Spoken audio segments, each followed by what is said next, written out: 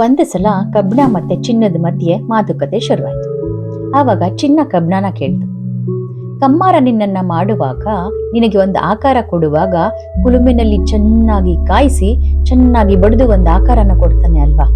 ಅಕ್ಕ ಸಾಲಿಗ ಕೂಡ ಹಂಗೆ, ನನಗೂ ಒಂದು ಆಕಾರ ಕೊಡುವಾಗ ಚೆನ್ನಾಗಿ ಕಾಯಿಸಿ ತುಂಬಾ ಚೆನ್ನಾಗಿ ಬಡಿದು ಅವನಿಗೆ ಬೇಕಾದ ಆಕಾರನ ಕೊಡ್ತಾನೆ.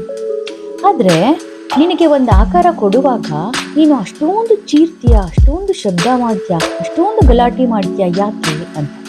ಆದ್ರೆ ನಾನ್ ಮಾತ್ರ ಸ್ವಲ್ಪ ಕೂಡ ಗಲಾಟೆ ಮಾಡಲ್ಲ ಅಂತ.